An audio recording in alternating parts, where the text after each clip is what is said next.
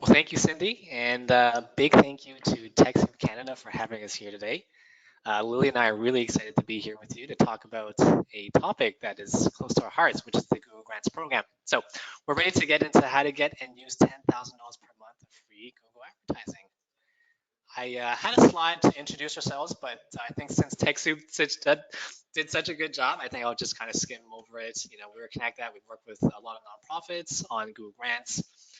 We've been pretty successful in terms of applying for the grant, and it generates 10 million in free marketing every year, 500 million plus ad views annually. And as Cindy mentioned, we are certified Google Ad Grants professionals. So just a little bit about us. Now, we're going to cover 6 topics today. Number 1, the Google Grants criteria. Number 2, what the Google Grant is. Number 3, what is pay-per-click advertising. Number 4, the problems that Google Grants can solve for nonprofits. Number 5, Google Grants, the Google Grants application process. And finally, how to create your first Google Ads campaign, a very kind of practical step-by-step look into how you can do this. So we want to start with the criteria first. We know you nonprofits, you're all really busy. Okay, sorry. We know that you're busy at a nonprofit. We want to make sure that if you're here on the webinar that you are eligible for the grant, that you don't sit for 40, 50 minutes and find out that it's actually not, you're not eligible for it. So we want to talk about the criteria. And we're going to go over the main ones. There's a number of other criteria, but these are the biggest ones that you need to make sure that you have. So criteria number 1, you have to be a valid charity or nonprofit. And in order to apply for the grant, you also have to be registered with Techsoup Canada as a nonprofit. Now, if you are not currently registered with Techsoup Canada, it's pretty simple to register with them. And we're going to talk more about that process later on in the webinar. Techsoup does a really good job in terms of like helping validate that nonprofits are, who they say they are and that they are registered charities and nonprofits. Number 2, your nonprofit has to have a website. And so what we'll learn about in a little bit is how the grant works. But essentially the grant is used to bring traffic to your website. And so if you don't have a website, the grant can't really do anything anyway. So this is a mandatory criteria in terms of applying for the grant.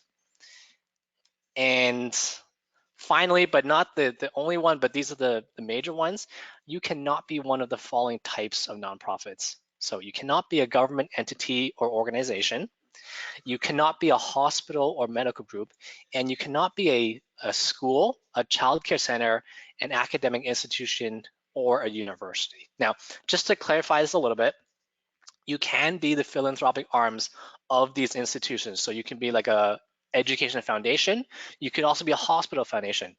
And also just to clarify the hospital medical one, you can be a medical related charity, like an autism awareness charity, but they're more looking at the actual treatment centers itself. So that's why they stipulated hospitals as not being eligible for the grant. So as long as you hit those 3 main criteria, you can be pretty confident that you will get the grant.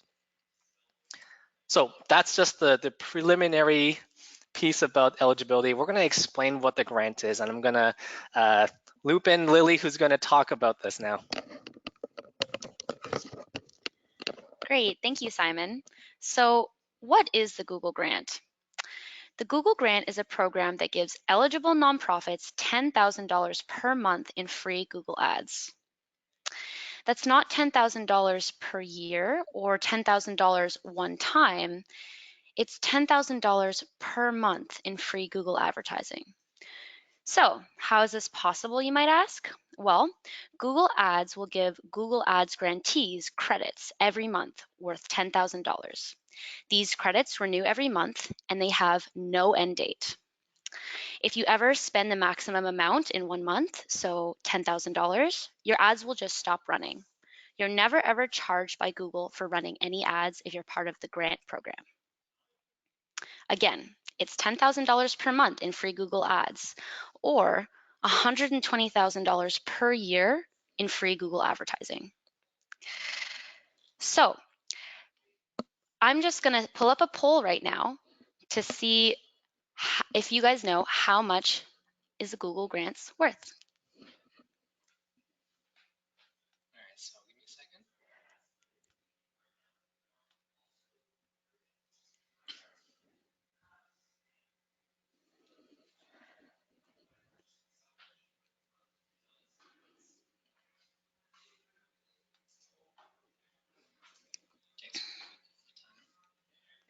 Great.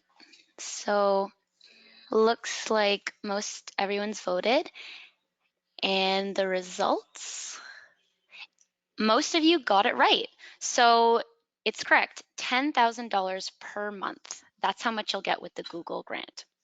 I'm going to turn it over to Simon now to describe what pay-per-click advertising is. All right, thanks, Lily. And we always ask this question because, you know, sometimes the 10,000 sounds like so much that people think it's like per year or one time, and it's really important to understand it's per month because that's a large part of the value of the program, right? That they do give you such an immense amount to work with. So now we want to give you some background on what's called pay-per-click advertising. You need to understand this to understand how the grant actually works. Okay, so what I'm going to do is not this. Where am I? Here we go. Here is a sample search results page. And so in the example, I've run a search for donate used clothing. And what you see on the page in the screenshot is the search results. And I'm going to break this down a little bit for you. At the top of the page is a section that's usually reserved for paid ads or what is traditionally called pay-per-click ads. And the reason why it's called pay-per-click is because usually anytime someone clicks on your ad, you would have to pay Google a certain amount per click. But of course, if you are a nonprofit, that cost is deducted from the credits that you have. And so you're not actually paying anything for that click. But that's just usually how it works. And I'm going to distinguish that from the section below, which is usually reserved for organic listings. Now, organic listings is what Google is naturally choosing to display to users when they search for something, right? And the big difference is that if someone clicks on your website or your listing there, you don't have to pay Google anything, right? That's just free for everyone. Of course, in order for you to appear high in those organic listings, that's a whole other area of marketing called search engine optimization, or SEO for short. And so that's actually quite a complicated area. I would say it's a cousin to what we're talking about today for paid ads. And so we're not going to delve into that, but we're going to focus on the paid ad section. And it's really important to note that the paid ads precede or are listed on top of the organic listing. So there's good value in being placed in that section of the search results page. So let's talk a bit about how that works. So let's say you're an advertiser and you run a used clothing donation program. So what you would do is first come up with a list of keywords that you think people are going to use to search for you in Google. So for example, you might be thinking of keywords like donate used clothing or donate used goods or donation boxes. And what happens is if someone's search matches a keyword that's on your list, your ad has a chance to appear at the top of the search results. And if someone decides to click on your ad, they get taken to a page, a website page or a landing page that you specify, and that ideally speaks to what the ad was talking about. So for this used clothing donation program, you would want to send them to a page that talks about your program and gives people options in terms of how they would actually make the donation. So that's just generally how it works. Now, the number one question I get asked when I explain PPC ads is, do people actually click on them? And I must admit, when I first learned about this, I didn't think I really clicked on those ads. I thought I just kind of ignore them. But we want to reassure you that the data overwhelmingly supports that people do click on them. So what we have here is a statistic, 300 million plus clicks per day on these ads. And of those 300 million plus clicks, they could be your supporters, they could be your donors, or they could be your customers. And so the idea of the grant is to use some of that $10,000 per month to bring some of those 300 million clicks per day to your website where you can engage them and turn them into your supporters or your donors or your customers. So that's just the very kind of like high level theoretical explanation of how it works. And we want to get a little bit more practical with you and get into kind of the nitty gritty of it. So Lily's going to take us through some problems that Google Grants can solve, as well as share some case studies of successful ways that nonprofits can use the grant to achieve meaningful impact. Great, thank you, Simon. So as Simon mentioned, we'll be going through some problems that Google Grants can solve. So what problems could $10,000 per month in free advertising solve for your nonprofit? Well, oftentimes I hear from nonprofits that they need to increase awareness of their organization. If you had the Google grant, you can use the grant to promote your organization to people who are looking for your brand, your cause, or your content online. So for example, if you are a mental health organization that talks about depression or anxiety, someone who is looking for tips to battle depression or anxiety online on Google can find your organization if you create an ad surrounding this. If your problem is improving event attendance, you can use the Google ad to create ads that promote your events to people who are looking for things to do. So for example, if you have an event happening in Toronto, you can create an ad on Google that will speak to this event and direct people to the page that talks about it. If your nonprofit has a product or service that you sell, similarly, you can use the grants program to promote this product or service to people who are looking to buy something similar online. So for example, if you sell t-shirts or jewelry that go to your nonprofit's cause, you can create an ad around this and people can find it and then find your webpage that sells these services or products.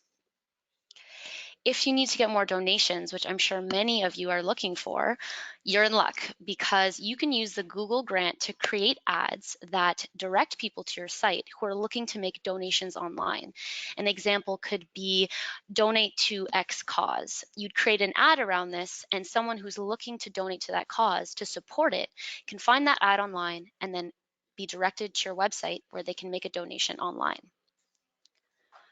Finally, if you want to grow an email list, you can similarly use the Google Ads to help you do this. Of course, growing an email list requires a little bit more of a strategy, but oftentimes you can promote joining a newsletter along with a certain resource that this person would find useful.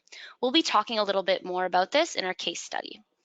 Before I continue, I'll put out another poll and ask you, how could the Google Grants help you? What problem could it solve?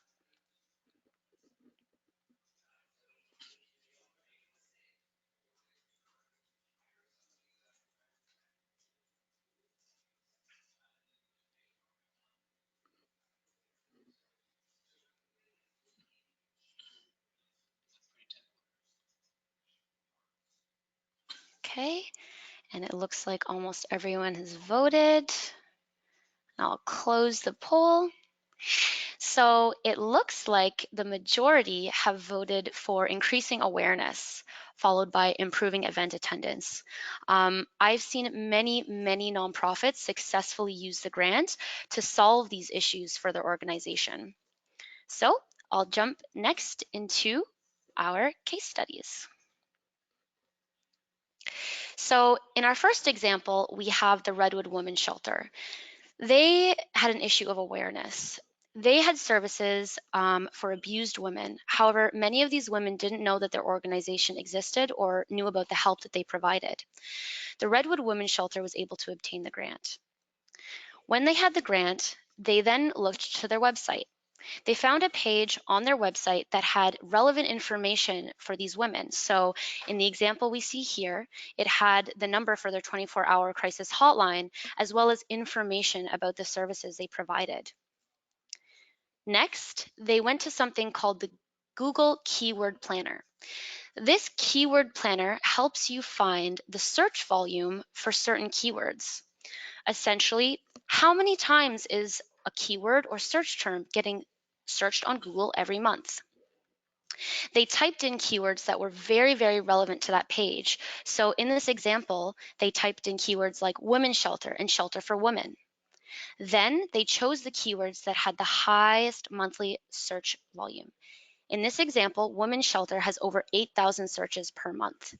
That means that women's shelter is getting searched on Google over 8,000 times per month. Then with these keywords, they created a free Google ad. When someone typed in the keyword women's shelter on Google, their ad appeared near the top of the page, which we see here.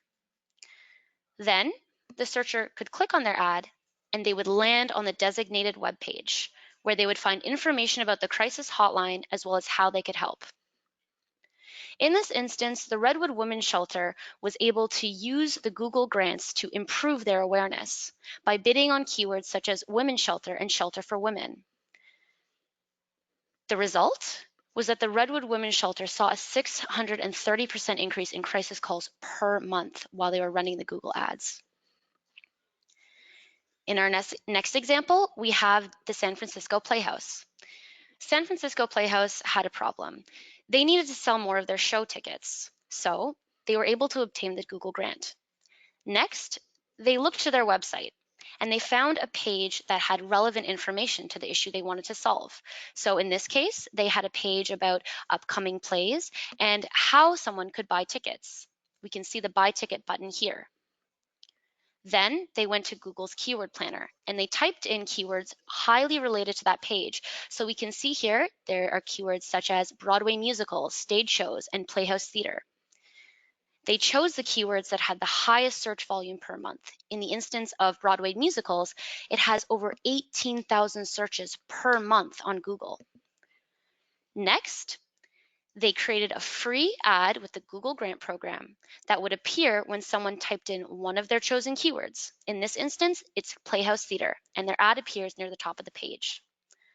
When the searcher clicked on their ad, they would then arrive on their designated webpage, which had information about how to buy tickets. In this instance, SF Playhouse was able to solve their issue of selling more tickets by using the Google Grant to drive traffic to their website using keywords such as Broadway musicals. The result was that the SF Playhouse saw $4,600 in ticket sales per month directly from using free Google ads. In our final client case study, we have the case of Save the Redwoods, an environmental organization. Save the Redwoods had a problem. They wanted to build up their email list. So first, they chose a page on their website. In this instance, they chose a page that offered a free family guide to anyone who signed up for their newsletter. This is a great strategy if you want to build your email list because you're offering people a relevant piece of information that they would want in exchange for signing up to the newsletter. We can see here you have the offer to get your free guide when you sign up. Next, they went to the keyword planner and typed in relevant keywords such as redwood trees. These keywords have a high search volume. Redwood trees has over 14,000 per month. Then, with the free Google ads, they created an ad that showed up at the top of the page when someone typed in one of their keywords. Once someone clicked on their ad, they would land on the designated web page that had information about a free family guide when someone signed up for the newsletter. This is a great strategy, again, to get people to sign up. So in the case of Save the Redwoods, they were able to use the Google grant to build up their email list by using keywords such as redwood trees that had high search volume per month and that were very relevant to that page and to what people were looking for. The result was that Save the Redwoods saw 400 extra emails per month directly from using free Google ads, which is incredible. So a handy framework for understanding how to use the Google grants in the context of your nonprofit is 1, determine the problem or challenge that your nonprofit has and that you want to solve. So that could be increasing event attendance, getting donations, or growing your email list. Next, choose a landing page or build a web page that solves that issue.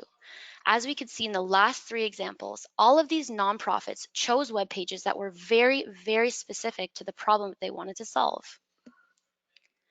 Next, go to Google's Keyword Planner. Find keywords that are very relevant to that page and that have a high search volume.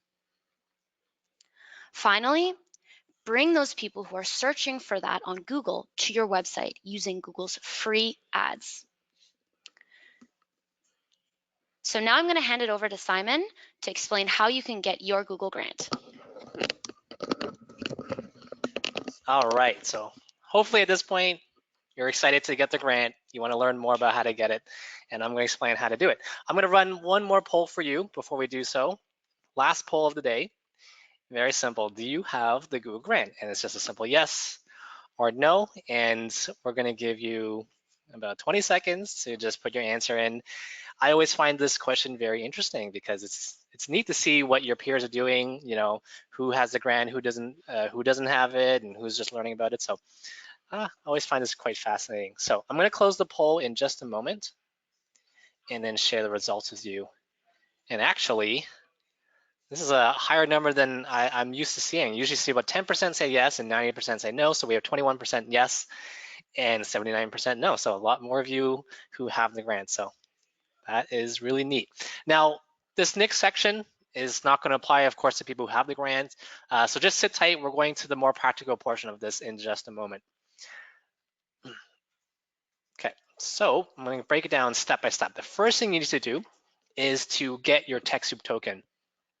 Just to explain that a little bit, if you recall in the beginning, in order to go through the process, you need to be first registered with Techsoup as a nonprofit. And so once you do that, you grab what's called your token. Basically, the token enables you to apply for the next stage of the grant process, which is called Google for Nonprofits. Now, Google for Nonprofits is an overarching program that combines a number of different other beneficial programs for nonprofits. So for example, it has like Google Apps for nonprofits, has YouTube for nonprofits and some other programs. And of course, the Google Ad Grant is one of those programs. And so you need to first apply for the parent program, Google for Nonprofits. And again, you use your Techsoup token to do that. Okay, once you are approved, you need to create a Google Ad account. So Google Ads is the platform. It's the name of the platform that Google uses to manage, the keywords and the ads that you would run. So you need to create an account first. And then you use that to submit a pre-qualification survey. So you create this account, you submit it to this pre-qualification. There's a bit of material that you need to go through, like a small video. There's a small survey you need to go through to get this. So it's pretty straightforward. Once you are pre-qualified, then you're going to set up your Google Ad account. And that's what we're going to spend some more time on at the end of this webinar, just to talk about how you would go about doing that. So you would set up the Google Ad account, and there's some very specific instructions that Google has for you. And I'll send you those instructions in just a little bit. But once you set up your Google Ad account and it's done according to the rules of the program, then you're going to what's called enroll in the Google Ad Grants program. So what that means is you're going to take your account that you set up, you're going to submit it to Google, and they're going to review it to make sure that you set it up correctly. And if it's all done correctly, you basically get the grant at that point, and you get to start using the $10,000 per month.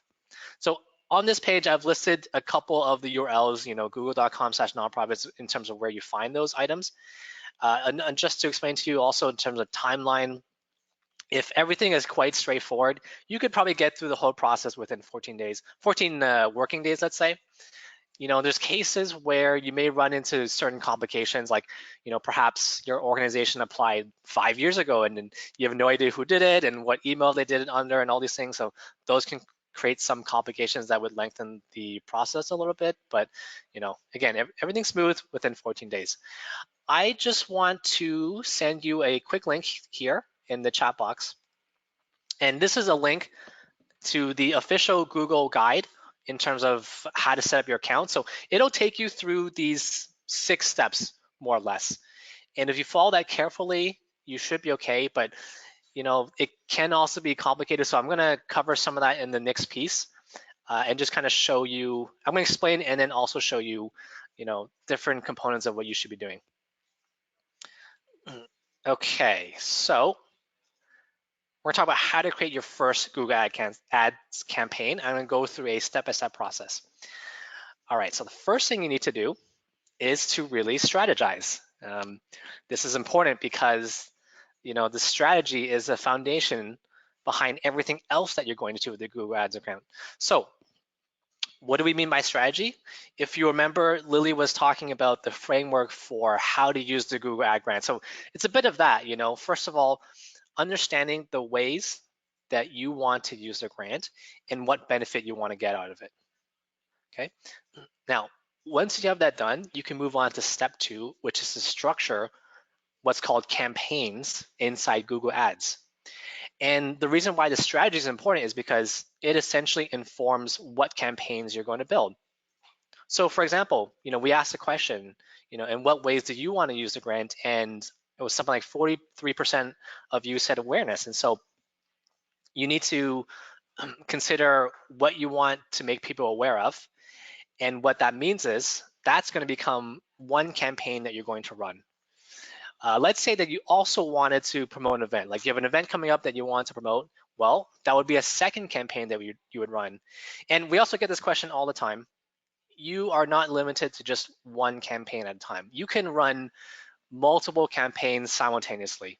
You can run 5 campaigns, 6 campaigns, and you can change them all the time as often as you want, right? So that's just how the campaign structure works. Now, I'm gonna hop into the browser for a second. I'm gonna pull up a empty Google Ad account right here, and I'm gonna show you how you create a campaign. It's going to be bare, but I'm just going to create a new campaign. So once you log into Google Ads, this is what it looks like. And if you have nothing in there, you'll see this plus sign. So plus new campaign, I'm just going to click on that. I'm going to create a new campaign.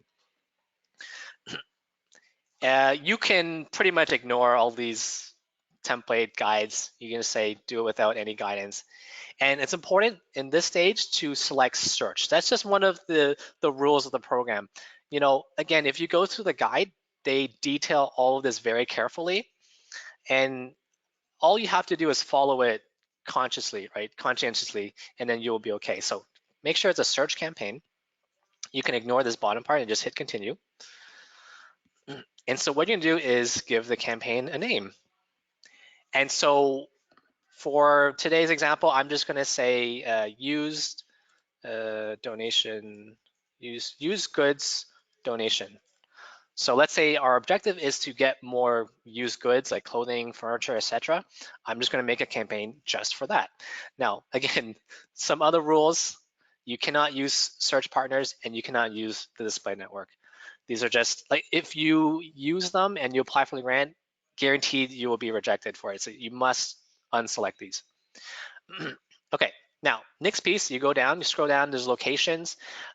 What you can do with Google Ads is really finely target where your ads appear. You can do it at the city by city level. You can do it by postcode, zip code. You can do it. You can pick a point on a map and take a certain radius around it. So there's a lot of control that you have in terms of where your ads show. And so I would just recommend picking whatever is relevant for you.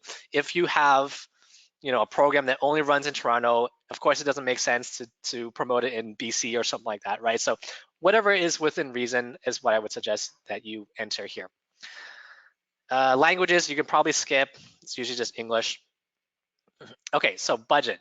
This is where it gets not too tricky, but I just want to explain what you want to do is create one that's $329. So just to explain a little bit, it's a $10,000 per month grant. Google Ads in reality works on a day-to-day basis, on a daily basis. So 329 is just simply 10,000 roughly divided by 30 days, and that's how you get 329. So they're just going to want to make sure you set your budget to 329 or less when you first apply. Last, I'm not going to go too much into this because it's very easy to go down a rabbit hole, and in the time that we have, we won't be able to. For now, just say clicks. In the guide, they will explain the requirement of using what's called conversions. I'll talk a little bit about conversions in just a little bit, but you're going to want to use a conversion-based bidding method. For now, just say clicks. And maximum CPC, again, not to go too much into it, but all you have to do is just say 2. That's just one of the rules of the program, that you can only bid a maximum of 2 CPC. Okay, so I'm just going to hit save and continue, and we've created a campaign. And there's nothing in it right now. It's just a container for other pieces of work that we're going to do, and I'm just going to walk you through what those other components are going to be. Okay, so I'm going to go back into PowerPoint, and let's go to the next step. So we've created our first campaign. It's empty. It's just a container. And the next thing you need to do is to research keywords. So keywords is probably where you're going to spend the bulk of your time. You need to find the ways that people are searching for what you offer. And there's a couple of general principles that we would want to impart to you. So first is to look for keywords that are relevant and that also have high search traffic. You ideally want both of those components. So imagine that, you wanted to do this program about donating used clothing, and you find this keyword, buy chocolate, and it has like 20,000 people search for it a month, some huge amount, but it's not relevant to you, then it's not really a keyword that you should be using, because if someone sees an ad about that and they click to your site, they're not going to find what they're looking for. They won't be very happy, and they're just going to leave. So that has no purpose for you. On the flip side, imagine you have the perfectly relevant keyword, like the exact keyword that you want, but nobody is searching for it. Well, it means that you're not really going to get any people clicking on it. There's no audience, and it's not going to do anything for you, right? So you need to balance and try to maximize both of those components. Now, the second concept I'm going to explain to you is something called quality score. In Google Ad terms, quality score is a measure of how relevant a keyword is to the ads that you're running and the website page or landing page that you're using, right? And so what you want to do is to get as high a quality score as possible. Essentially, the better the quality score is, the better placement you can get inside the search results. So you have a better chance of being the first listed result in the search results. And you also have potential to get more traffic, right? So I'm just going to high level explain some concepts that you can delve more into. If there's time at the end, we could maybe answer some more questions about it, but I would recommend potentially optimizing for what's called long tail keywords. That simply refers to the length of a keyword phrase. So a short tail would be like a 1-word keyword, and a long tail would be like 5, 6, 7-word keywords, right? And so if you use longer tail keywords, that tends to be more relevant, and therefore you can get better quality scores. There's a concept called match type, which definitely can't go into right now. It requires a little bit of explanation, but there's just different formats of keywords, and some formats are more specific than others. And so if you use the more specific formats, that can also get you better quality scores. Third, you want to not use duplicate keywords. If you use a duplicate keyword inside your account, it's basically not going to add any value. And in fact, you're going to be competing against yourself for showing your ad in the space. So it's basically going to make it harder for you to show up. And lastly, I would recommend using what's called negative keywords. And just very simply, a negative keyword means that you are preventing certain queries from showing up in search results.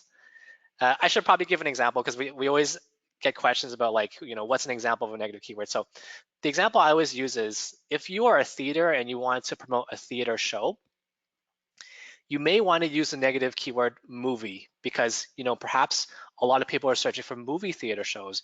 And if you offer live theater or like Broadway theater, you may think that this is not the audience that you want, right? So if you create a negative keyword for movie, then you can kind of filter out the wrong audience, and then by extension leave the right audience for you to promote to. So that's just generally what negative keywords are about. Okay, I'm going to hop into the browser again for a second and just kind of show you. Lily showed you the keyword planner already. She introduced you to this tool, right? And so if you're in a Google Ad account, you get there by clicking on Tools and Settings, and then you go to the keyword planner, and it's free to use as long as you have a Google Ad account. So it's quite a useful tool to use. Once you open it, you get this choice. So I like to do find new keywords. And this is where you're going to enter in some ideas that you have. So maybe it's like donate used clothing. And what you want to do is to run a search and find out how many people are searching for the keyword every month. So if I see like donate used clothing has 140 monthly searches, but this iteration, closed donations, gets 4,400, right? Big difference. And so that's part of the keyword research process. It's like looking through it and then trying to discover what iterations are more popular with how people search, right? And sometimes it's not what you expect, so that's why you need to do a lot of research on this. Okay, so I'm just gonna hop back into the campaign that we're building together. I put together a list of just prepared keywords, just a couple of them. So once you go through that process, you're gonna enter in the keywords that you wanna use, and then you can save and continue. And I'm just putting it into something called an ad group, which is another container. And I'll explain what that is in just a moment. Okay, now I'm gonna hop back into the presentation and explain ad groups. Okay, so like I said, an ad group is a container, and in fact, it's a subcontainer that lives inside a campaign. And this ad group container is made up of a series of keywords as well as ad text. And it's important to know that all the keywords within one ad group all share the same ad text. I'll illustrate to you what I mean by this. But I want to give you, first of all, a tip. So the tip is don't put all your keywords into one ad group. Pretty much what I just did in the example. I put all three keywords into one ad group. And why you don't want to do this is because you want to make your ad groups as contain only keywords that are relevant to each other, highly relevant to each other, right? So rule of thumb is try to keep it to about 1 to 10 keywords per ad group. If you start going beyond that, it's likely that the keywords are not that relevant to each other. Okay, so I'm going to illustrate with an example here. Same example as what I just built. So we have one ad group and we have 3 keywords: donation box, donate furniture, and what to do with used clothing. And as I was just explaining, within an ad group, all the keywords share the same ad text. And what that means is if I write one version of ad text, all the keywords are going to display this ad whenever someone searches for it. So in the example, I said, find local donation boxes, use our free locator tool, etc. All right, that is a great ad for the first keyword, donation box, but it's less relevant to donate furniture. If I wanted to donate furniture and I saw the ad, it might invoke some questions. I might be thinking, well, can this donation box fit my couch, right? So I might not be sure about that. And so what you can do is split up your keywords into separate specific ad groups. So same example, I'm going to move them into independent ad groups. And what happens is you can then write ad text that is specific to each ad group and specific to each keyword. So, once again, I have ad text that's relevant to the donation box keyword, but now I can write something different for donate furniture. So I can say donate your used furniture, schedule a free pickup. And this wording has more value to me if I'm looking to donate furniture, because I might be thinking, I don't want to drive my couch down there, but you can give me a free pickup. That's amazing, right? So this is how you can capture your audience better. And again, because I've split out what to do with used clothing, I can then take some more creative liberties here and say, are you running out of closet space, right? Doesn't make sense for furniture or donation box necessarily, but it's perfectly relevant to someone looking to donate used clothing, right? And so this is why it's important to break out your keywords into separate ad groups. Okay, now step 5 is to write effective ad text. And ad text, as you saw in the example, is basically what is shown to someone in the search results when your ad appears to them. And so the best advice I give you is to write at least 2 variations, and this is a rule that the program has. You need to have at least 2 versions of it. But ideally, I would recommend 3 variations of ad text per ad group. And so, in the example that I showed you when we broke out the keywords into different ad groups, I just showed one version of the ad text, but you would want to write 2 other variations of that. And the principle is very simple. You never really know the best way to capture your audience. You need to experiment with it and play around with different versions of your messaging, and then let the data speak for itself. And so, the data will tell you, oh, many more people are engaging with this version compared to another one, right? So you have to go through this process of testing. Okay, step 6 is to either pick, if you have one, or build a landing page. For today's purpose, I'm just going to define a landing page as a page designed to engage and convert your traffic into whatever action it is you want them to fulfill, right? If you are promoting an event, for example, you should not be pointing that person to the homepage, right? You have to send them to an event page that talks about the event, that has details, it tells you the date, the cost, and gives them an easy way to register for the event, right? And so this is really important in terms of extracting as much value as you can from the grant program, right? You don't want to waste those dollars, and you don't want to just you don't want to get just clicks. You want to get meaningful action for your nonprofit that grows your nonprofit, right? Okay, last step, and probably very underrated. You have to monitor your results, and you have to optimize based on the insights that you're seeing from within the account. One very practical reason why you need to do this is that there are certain program standards.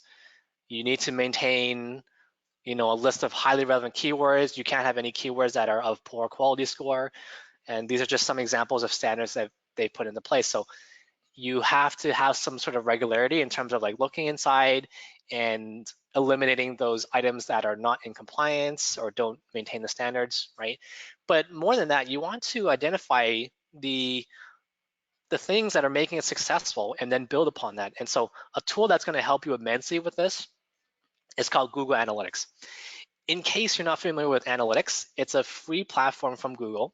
You have to install it on your website, and it tells you some information about what people do when they get there. So things like how many people get to your website, what pages are they visiting, what device are they using, right? So lots of really fantastic information that you gather.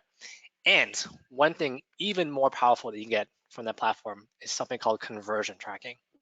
So I mentioned this earlier. Conversion we'll just simply define as someone completing an action that has value to you, meaningful value to you, right? So it could be a completed donation, it could be a registration, it could be a purchase, right? And we define these actions as conversions. And what you can do with analytics is track anytime someone completes a conversion, and then you can trace it back to the work that you're doing in the Google Ad program. So what that means is at a keyword level or even a search query level, what is leading to people donating or registering or buying something, right? And that's really powerful information for you to have. So those are basically the 7 steps on how you would go about creating your campaign, and if you follow through from top to bottom, that is definitely where you want to start. So that's pretty much it from us. We're just going to say one quick thing about what we do. If I'm just going to simply put, if you don't know how to do it, don't want to do it, don't have time to do it, this is something that we can help you with. And that's all I'm going to say about what we do.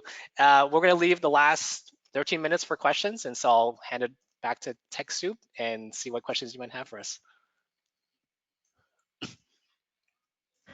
Hello. So we've been rounding up the questions, and we really do have a lot of questions for our ConnectAd team. So I'm going to try and put this into a thematic order, and we're really sorry if we don't manage to get to your question. So first of all, thanks for the presentation. It was great. We've had questions flooding in. So I'll just start with the questions about applying for the grant.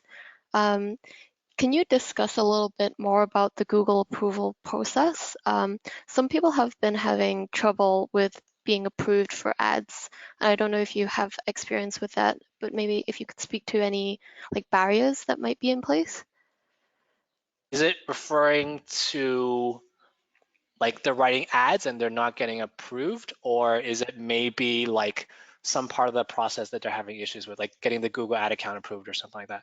I think they are having trouble with getting the Google grant approved. Google grant approved. Okay, Yeah. So actually, in recent times, Google has made it a little bit harder. Or should I say, they've increased their standards, and I think that's probably why people are kind of noticing this happen more. So I'll give you a couple pieces of advice on how to make sure that you get the grant. Number one, I would really highly reference and highly recommend that guide that I linked, the one from Google.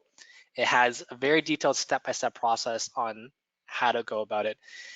The issue is if you deviate from it even just a little bit, like if you do one setting incorrect, it could be grounds to get it rejected. I mean, by the way, if you're rejected, you can also reapply. So I would just say go through it very carefully. Now, the second thing that I've been noticing recently has more to do with the website than the actual application, because Google does assess the quality of your website before they approve your grant. So a couple of things I would recommend. Number one, make sure that your site is HTTPS.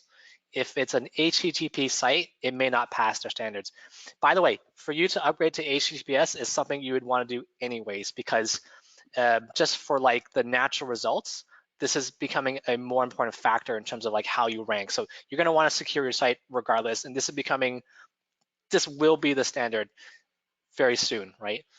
So secure site. And the second thing I can tell you about websites is to just include in the footer at the bottom of the page just a little note that you are a registered charity, and also listing your charitable ID number. They do sometimes look for that. So that's the best advice I can give you in general terms. Yeah. Great, thank you for answering that. We've also been getting a lot of questions about eligibility. So actually, I think Techsoup can speak to that a little bit. If you're concerned about your eligibility, you can reach out to the customer service team, or you can just take your token and try applying through the application, and they'll let you know if you're eligible. So I'm just going to move on to another question in the similar thread. If an organization applied a few years ago and they were accepted, would they still be able to access and use the grant? I can take that one. You definitely would still be able to access the grant. If you were approved for it, you have it.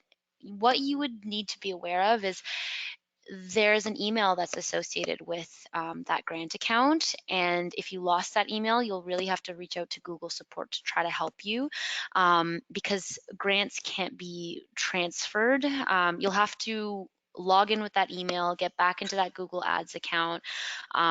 So, I mean, this really varies at what point you had the grant. Perhaps if you had been approved for Google for Nonprofits and you're in the process of getting the grant, but you lost the email.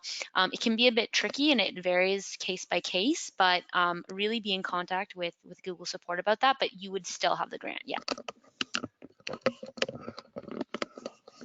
And just to add to that, if it was years ago, it's most likely has been suspended because it probably hasn't been used. So if you get back into it, you're going to have to submit to Google to reactivate it. It's actually a fairly simple process to do that, but just be aware of that. If you don't remember the email, you submit a new application, and then there's kind of like this process to regain access to a new email, but you have to wait 14 days for that. So go through the Google for Nonprofits application process to regain that as well if you don't remember the email. Okay, great. And I see a lot of questions about the Techsoup validation token. So just speaking from Techsoup's side, if you just log into your Techsoup account and you're on the My Account page, there is a tab that says Techsoup validation token. And if it's expired, you can generate a new one. Let us know, the customer service team at Techsoup Canada, if you have any trouble with the validation token side. Another question a nonprofit has, they've managed to get the Google ad grants, I believe, but it says that none of their ads are running because they need to add billing information. Do they still need to add billing information even after receiving a grant? Right. So if you still need to submit billing information, it indicates that it's not a Google Ad grant account. Under no circumstances should you ever put your billing information in there.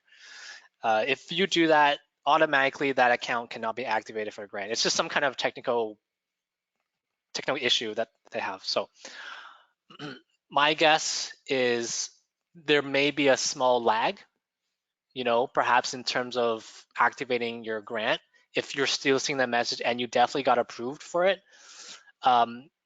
it's possible, but less likely that maybe you have logged into the wrong account. Like maybe it's approved in a different Google Ad account.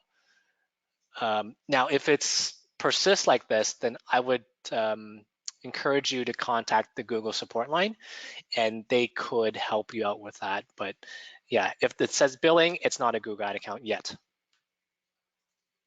Okay, perfect. That's great to know. Let's move on to some questions that are more about the Google Ads itself. Does Google Ads affect the organic listings at all? So organic and paid are supposed to be independent of each other. One does not really affect the other. So they say. That's perfect. That's very succinct. So we had some questions about geotargeting, and you mentioned that you can select certain regions. Should keyword search terms include any localized terms or locations? I think that's a good strategy. If you, I mean, there's a couple ways to do it. Like especially if let's say you have a campaign that might get traffic from, like let's say it's an event or like a festival that sometimes attracts people from outside a city or something. So you can kind of do it two ways, right? You can do one campaign that has a specific city or geographic targeting, like a small one, and just use very general keywords. And you could also have another keyword that's for people outside of town, like outside of the city, but include keywords that have the geographic information in the keyword itself. Or you can do some kind of mixture of that. But it is nice practice to actually have keywords that include the geography in it. Great, that's good. Great to know. About the ad topics, can you change them from month to month, or do you have to stick to one topic? Yep, so you can change your ads whenever you'd like. As we mentioned in the presentation, there's no limit to how many campaigns you make, how many ad groups you make, how many different types of ads you make. So it's really up to you. I would recommend if you wanted to change it drastically, perhaps create a new campaign if the theme is completely different. So if you have a campaign about an event that's upcoming, and then you think, hey, we want to make a campaign about donating, make a brand new campaign for it, make brand new ad texts. If it's slight variations on that ad text, so for example, if you have an event, a recurring event, and the dates change, sure, why not change the dates that's in that ad text. You can change it whenever you'd like. Okay, so I'm hearing that there is like evaluation involved in testing your ads. Do you have any best practices you want to share about the amount of time you should be monitoring an ad when it's running before maybe making a change to it? Yeah, that's a good question. I mean, it really depends, but we like to give the ads a little bit of time to run so that when you make decisions on it, that it's statistically significant, right? Now, it also depends a bit on how much traffic your ads are getting. Like maybe they're getting 10 clicks a day or something, like something a little smaller, then perhaps you would want to give it some more time to gather and accrue data so you can make a decision on that. Maybe it gets 1,000 clicks, right? And then maybe you don't need as much time. So I would say in general, if you're looking for just a rule of thumb, I would say at least once a month. Now, with ad text, there are certain smart bidding and smart targeting options where Google's machine learning algorithm will figure out which ad is best to run, and they will show that ad more often anyways. And so that's why we encourage people to run 3 ads, because when you have 3 variations or more, then the algorithm can perform better. So as long as you do that, it should to some degree automatically optimize itself. Great. So I do want to give a heads up. We're coming up to 1 p.m. Are we okay to carry on maybe for 5 minutes or so? Okay, perfect, because we still have quite a few questions. You mentioned click-through rate. There were some changes, I believe, to Google Ads last year, and some people were getting suspended because their click-through rate was not high enough. Can you talk briefly about that and maybe how automated Google Ads versus fully managed might change that? Yeah, okay. Click-through rate it's been a big topic. For those of you who are not familiar, click-through rate is a metric comparing what's called an impression and a click. So an impression is that the amount of times an ad appears in Google search results, and a click is how many times people click on it. And so the ratio of clicks to impressions forms another metric called CTR, or click-through rate.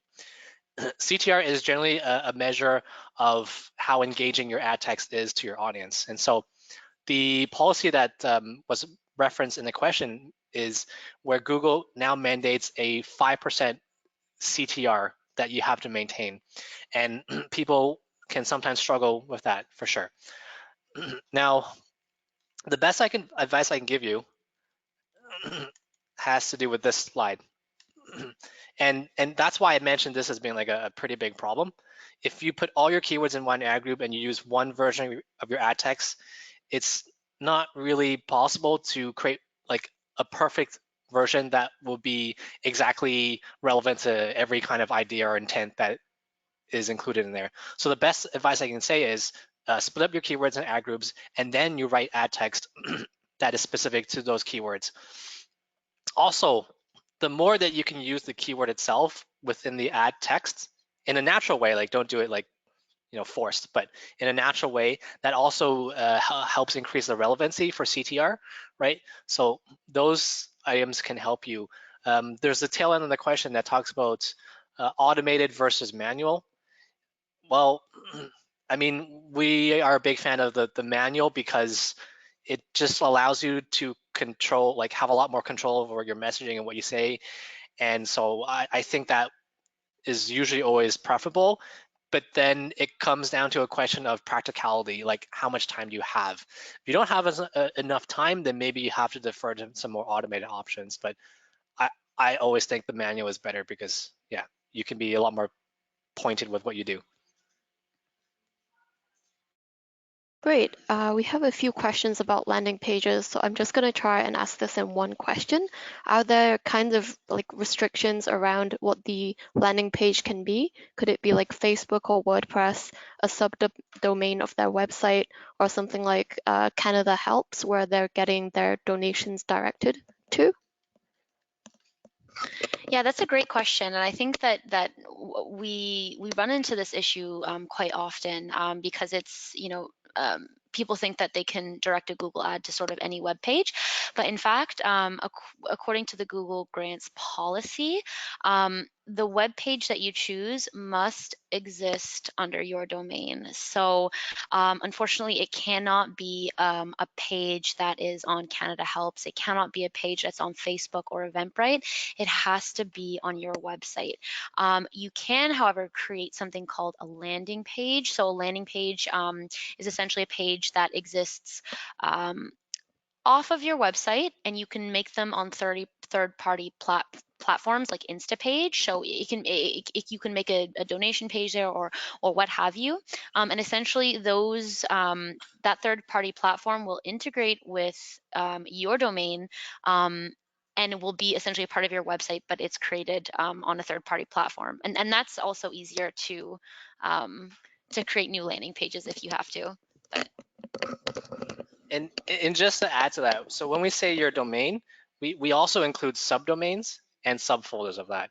And so Lily was talking about, like a landing page about it, like Instapage, which can be hosted on subdomains, and that's why it's eligible.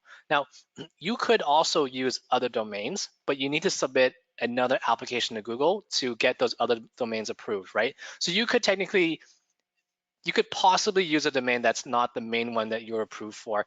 There are some rules about that.